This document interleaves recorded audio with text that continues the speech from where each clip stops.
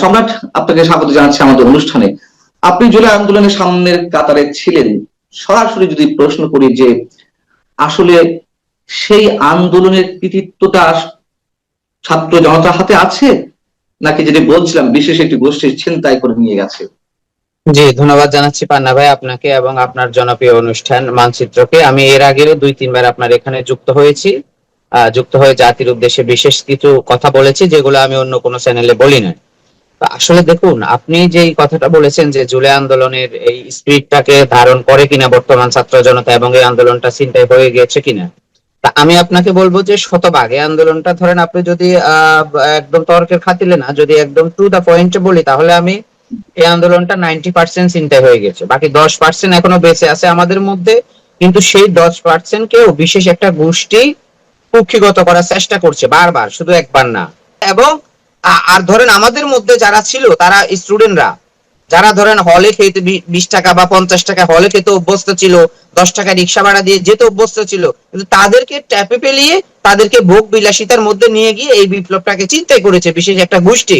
কিন্তু আমরা বরাবরের মতোই সতর্ক ছিলাম এবং আমরা বারবার বলেছি যে আমাদের বিপ্লবটা নেগেটিভ অর্থে যাচ্ছে। আপনারা যেটাকে পজিটিভ অর্থে বলছেন, যে সমন্বয়কদের দেখলে আপনার সচিবরা দাঁড়িয়ে যায়, সমন্বয়কদেরকে দেখলে আপনার এসপিডিসি দাঁড়িয়ে যায়, এটা নেগেটিভ অর্থে হচ্ছে।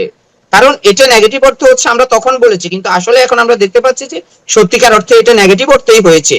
তো সেই জন্য আমি বলবো যে এই আন্দোলনটা, ধরেন আপনি যদি এই আন্দোলনের সাথে যদি বাংলাদেশের ইতিহাসের সবচেয়ে বড় যুদ্ধ যদি আপনি ধরেন মুক্তিযুদ্ধ, তো অবশ্যই 1971 সালে যদি তুলনা হয় তাহলে 24-এর তুলনা হবে, আর 24-এর যদি তুলনা হয় 71 সালের মুক্তিযুদ্ধের সাথে তুলনা হবে। তা আমরা দেখছি যে এই মুক্তিযুদ্ধটা যেভাবে সর্বস্তরের মানুষ। আমি একটা প্রশ্ন করি, এই আন্দোলন নিঃসন্দেহে অনেক বড় আন্দোলন, দক্ষিণ এশিয়ার মধ্যে সাম্প্রতিক সময় এই ধরনের আন্দোলন দেখা হয়নি, কিন্তু কোন অবস্থাতেই কি আমরা 71-এর সঙ্গে তুলনা করতে পারি? 71 ছিল একটা স্বাধীন রাষ্ট্র, একটা স্বাধীন ভূখণ্ড, নিজেদের মতো পাওয়ার একটা আন্দোলন। 30 লাখ মানুষ শহীদ হয়েছেন, 2 লাখ মা বোন ধর্ষিতা হয়েছেন।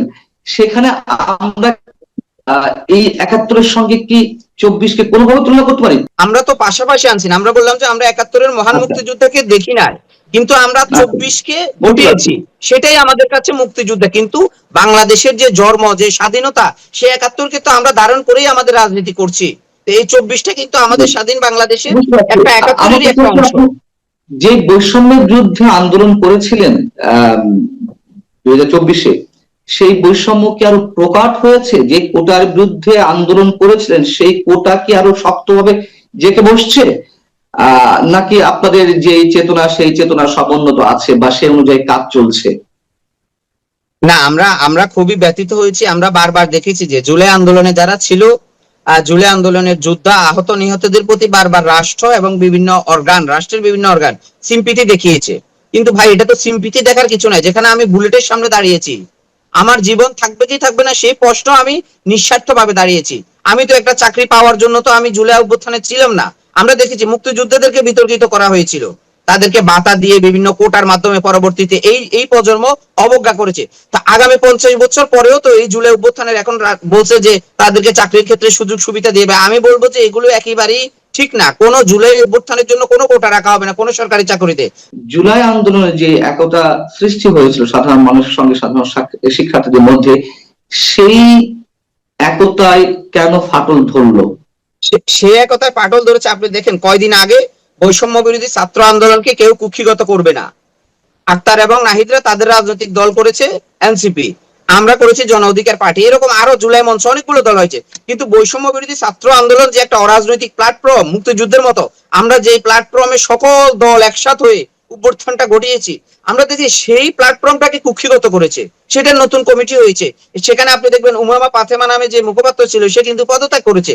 বৈষম্য বিরোধী ছাত্র আন্দোলনের বড় একটা অংশ এনসিপির সাথে কেন যায় না? আপনি এই প্রশ্নটা যদি করেন, বা আমাদের সাথে কেন আসে না, আপনি দেখুন বৈষম্য বিরোধী ছাত্র আন্দোলনটাকে তারা সর্বপ্রথম হচ্ছে যে কোটা বৈষম্য করেছে, সেখানে তারা ঢাকা বিশ্ববিদ্যালয়ের কোটাকে সামনে নিয়ে আসছে।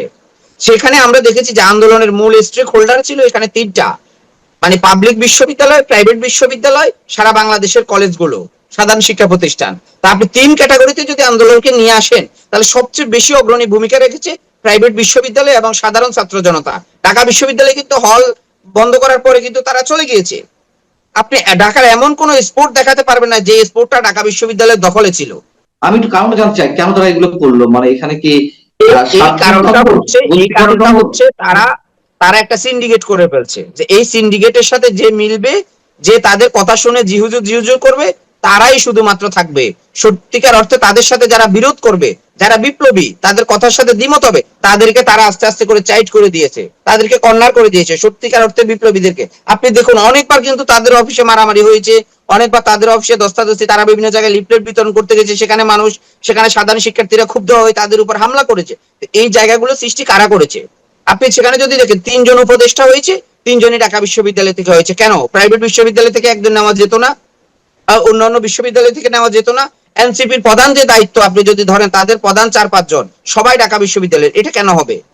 তারপরে গণতান্ত্রিক ছাত্র আন্দোলনের নেতৃত্বে, মূল নেতৃত্বে ঢাকা বিশ্ববিদ্যালয়। বৈষম্য বিরোধী ছাত্র আন্দোলনের এখন যে কমিটি করছে, সেটাও তারা অর্থাৎ তারা ওই রসুনের মানে ছোট ছোট ইয়ের মতো, মানে মাথাটা হচ্ছে এক, কিন্তু তারা বিভিন্ন ভাবে ডিভাইডেশন বোঝায়, তাদেরই লোক দিয়ে তারা বিভিন্ন ভাবে লাস্ট সর্বশেষ তারা জাতির সাথে যে প্রহসন করেছে, বৈষম্য বিরোধী ছাত্র আন্দোলনের এই ব্যানারটাকে জোরপূর্বক দখল করে। এটা আমি মনে করি যে বাংলাদেশের মানুষের সাথে তারা বরাবরের মতো গাদ্দারি করেছে, সরকারের সকল সুযোগ সুবিধা ব্যবহার করে। আর এগুলো করছে শুধুমাত্র তারা আসিফের শক্তিতে। এই আসিফ মাহমুদই তাদেরকে দিয়ে এগুলো করাচ্ছে, যে তারা তো সরকারের বড় একটা অংশ এখন, সুতরাং তারা তো সরকারি দল, তাদের বিরুদ্ধে ওইভাবে সাধারণ শিক্ষার্থীরা কেউ কিছু বলছে না। এটা আমি মনে করি একটা সময় তারা ইতিহাসের কাছে জবাবদিহি করতে হবে। আপনি দেখবেন এই বৈষম্যের বিরুদ্ধে আমরা আন্দোলন করেছি, কিন্তু এনসিপি বৈষম্য করছে। জুলাই আগস্ট বললেই এনসিপির নাম সামনে চলে আসবে। কেন রে ভাই? একটা দলের নাম কেন সামনে আসতে হবে? একটা ব্যক্তির নাম কেন আসতে হবে?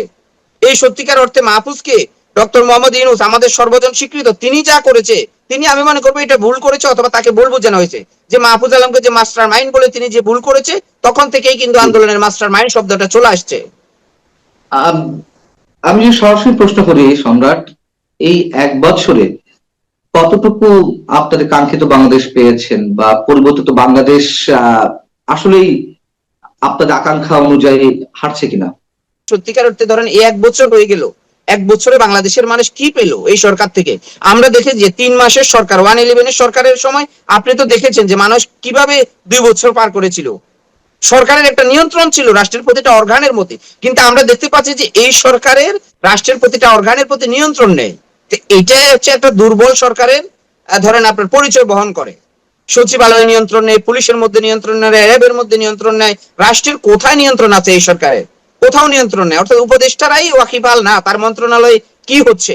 তা আমি তো আপনাকে একদম এক চ্যালেঞ্জ ছুড়ে বলবো যে বাংলাদেশের ইতিহাসে স্বাধীনতার পরে সবচেয়ে দুর্বল ক্যাবিনেট হচ্ছে এই ক্যাবিনেট, ডক্টর মোহাম্মদ ইউনূসের ক্যাবিনেট। অর্থাৎ প্রধান উপদেষ্টা না, আমি ক্যাবিনেটের কথা বললাম, সবচেয়ে দুর্বল ক্যাবিনেট। তাহলে কি করা উচিত আপনার মতে এই এখন মুহূর্তে? ধরেন আমি মনে করব যে সত্যিকার অর্থে আমাদের প্রধান উপদেষ্টা প্রত্যেকটা রাজনৈতিক দলকে নিয়ে এই মুহূর্তে যদি বাংলাদেশের জন্য তিনি ভালো কিছু চান, যদি তিনি আগামী দিনে যদি বিতর্কিত না হতে চান, তাহলে তার নির্বাচনের পথে হাঁটা ছাড়া বিকল্প কোনো ওয়ে নাই, একেবারেই না। এটা যদি ধরেন চলমান থাকে, তাহলে এই এই সরকার বিতর্কিত হবে, আপনি একেবারে নিশ্চিত থাকেন, এবং নির্বাচনের জন্য হয়তো বাংলাদেশে আবার একটা আন্দোলন হবে। আমি এটা আপনাকে একেবারে দায়িত্ব নিয়ে বলতেছি, কারণ বাংলাদেশের মানুষ এখন নির্বাচনমুখী, রাজনৈতিক দলগুলো নির্বাচনমুখী। পরপর 3টা জাতীয় নির্বাচন বিনা ভোটে হয়েছে। বাংলাদেশের এই তরুণ প্রজন্ম এখন তাদের ভোট দিতে চায়। আরেকটা বিষয়, নির্বাচনকে দূরে সরানোর জন্য 2টা ক্রাইটেরিয়াকে সামনে নিয়ে আসা হয়েছিল। এই মানে এই সরকারকে দীর্ঘস্থায়ী করার জন্য, নির্বাচন থেকে জনগণকে ফিরিয়ে নেওয়ার জন্য, তার মধ্যে প্রধান ক্রাইটেরিয়া হচ্ছে পিআর পদ্ধতিতে ভোট, আর একটা ক্রাইটেরিয়া হচ্ছে স্থানীয় সরকার নির্বাচন। আলোচনা করবো। আমি জানতে চাই যে আন্দোলনের কথা বলছিলেন, আন্দোলন আসলে কারা কারা করবে? মানুষ কি বারবার রাজপথে নামবে? অবশ্যই নামবে। আপনি কি বলেন? সাধারণ মানুষ এখন ধরেন কিছু বলতেছে না, আরেকটু সময় দেখতেছে। আপনি দেখবেন বাংলাদেশের, দক্ষিণ এশিয়ার সবচেয়ে বড়, মানে বাংলাদেশের এবং দক্ষিণ এশিয়ার মানুষের ব্লাডের মধ্যে হচ্ছে তারা অনির্বাচিত সরকারকে খুব বেশি দিন ইয়ে করে না, মানে সহ্য করে না। এটা হচ্ছে তাদের একটা পজিটিভ অর্থে বলতে পারেন, নেগেটিভ অর্থে বলতে পারেন, বাট এটা হচ্ছে এই রিজনের মানুষের হিউম্যান নেচার, যে অনির্বাচিত তারা বেশি দিন দেখবে না। আপনি হোসেন মাহমুদ এরশাদের কথা বলেন, আপনি খুনি হাসিনার কথা বলেন, তিনি তো জোর করে রাষ্ট্র কাঠামোকে দখল করেছে গণতন্ত্রের মোড়কে এসে। তিনি নির্বাচন দেখিয়েছে, তিনাকেও কিন্তু ক্ষমতায় অবৈধভাবে থাকতে হয়েছে, তারপরেও কিন্তু নির্বাচন দেখাতে হয়েছে। আমরা আমরা শেখ হাসিনাকে খুনি বলছি বারবার, তাকে এইভাবে অ্যাড্রেস করছি, কিন্তু গত 1 বছর যে মপতন্ত্র কায়েম হয়েছে, যা কিছু চলছে, আমরা কি কোনোভাবে আলাদা করতে পারছি গত 15.5 বছরের আওয়ামী লীগের যে শাসন তার থেকে কি আলাদা কিছু করতে পারছি? জিনিসপত্রের দাম, বা ব্যবসা বাণিজ্য অবস্থা, দুর্নীতি, ঘুষ, মানুষের জীবনের নিরাপত্তা, কোনো কিছুতে কি আমরা আম, আলাদা করতে পারছি নাকি আরো বেড়েছে এগুলা? না, তুলনামূলক অর্থে দেখুন পান্না ভাই, যদি আপনি তর্কের খাতিরে বলেন, এই তৎকালীন যে আওয়ামী লীগের সাধারণ সম্পাদক ছিল ওবায়দুল কাদের, তিনি কিন্তু 18 নির্বাচনের আগে, 24-এর আগে বারবার মুখরোচক বিভিন্ন, যখন আপনার বাইরের কূটনীতিকরা আসছে তাদের কাছে কিন্তু বারবার বলেছে যে আমি একটা 1 মিনিট শেষ করি, যে আমরা কার কাছে ক্ষমতা হস্তান্তর করব। ক্ষমতা যদি হস্তান্তর করে বা আওয়ামী লীগ যদি ক্ষমতা থেকে যায়, আমাদের 1 থেকে 1.5 লক্ষ 10 লক্ষ নেতা কর্মী লাশ রাস্তায় পাওয়া যাবে। কিন্তু সেই জায়গা থেকে আপনি যদি চিন্তা করেন, আপনি একজন, আমি জানি, দক্ষ সাংবাদিক, আপনি খোঁজ খবর নেন এই 5ই আগস্টের পরে আওয়ামী লীগের সত্যিকার অর্থে যারা পালিয়ে গিয়েছে, জেলবন্দি হয়েছে, তাদেরকে না, সত্যিকার অর্থে কয়জনের লাশ রাস্তায় পাওয়া গেছে। এত বড় একটা অভ্যুত্থানের পরে কিন্তু সার্বিক অর্থে তো খুন, রাহাজানি, সন্ত্রাস এগুলো চলছে, দখলবাজি, চাঁদাবাজি চলছে। এটা কি কেউ অস্বীকার করতে পারবে? যদি না, চলেই এটা থাকে, কিন্তু অস্বীকার করতে পারবে না। এখন আপনি যদি এক তাহলে কথা বলেন, আলাদা কি এর নেবে? দায়টা কে নেবে? এই যে বাংলাদেশে যে এখন একটা অরাজক পরিস্থিতি চলছে, এর দায়টা কে নিবে? এর দায়টা নিতে হবে এই সরকারকে। অর্থাৎ এখন কিন্তু জামাতও ক্ষমতায় নেই, বিএনপিও নেই, জন অধিকার পার্টিও নেই, এনসিপিও নেই। এনসিপি কিন্তু এই সরকারকে ব্যবহার করছে, তারা বুঝতেছে না।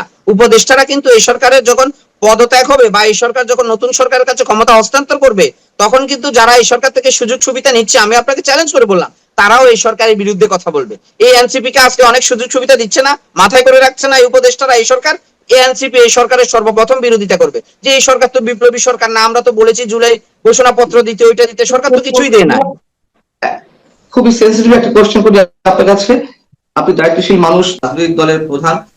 আহ প্রশ্নটা হচ্ছে যে, যেই শত শত পুলিশকে হত্যা করা হলো, যেই শত শত থানা লুট করা হলো, এই লুট করা অস্ত্রগুলো কোথায়, কাদের কাছে, আপনার কাছে কি মনে হয়? এবং এইগুলো উদ্ধার না করা পর্যন্ত বাংলাদেশে কোনো ধরনের স্থিতিশীলতা আসবে? এই অস্ত্রগুলো ধরেন, একটা হচ্ছে পতিত যারা এই পরাজিত শক্তি ছিল তাদের হাতে, আরেকটা হচ্ছে আমাদের বড় রাজনৈতিক দলগুলো ধরেন। তারা কি থানা লুট করেছিল? তারা কি পুলিশ হত্যা করেছিল? পতিত শক্তিরা, আপনি যাদেরকে মিন করছেন? না না, তারা তারা তো ধরেন অকারেন্স গুলো তারাই করেছিল। আপনি যদি দেখেন পরাজিত শক্তির কাজ কি? তারা পুলিশ হত্যা করবে কেন? তারা থানা লুট করবে কেন? পুলিশ তারা তাদের তো পক্ষে কাজ ধরেন করছে। পুলিশ হত্যা করেছে বা থানা থেকে অস্ত্রগুলো লুট করেছে, আমি সেটা বললাম না। আমি বললাম অকারেন্সের জায়গা থেকে জুলাই আগস্টের আন্দোলনের আমি সবচেয়ে বড় বলছি যে, অকারেন্স এই কিন্তু। যে থানা থেকে অস্ত্র লুট করা হলো, সেই অস্ত্রগুলো কোথায়?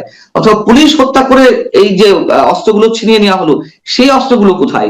ছাত্রলীগ, যুবলীগের কর্মীরা তো অস্ত্র, মানে পুলিশ হত্যা করেনি।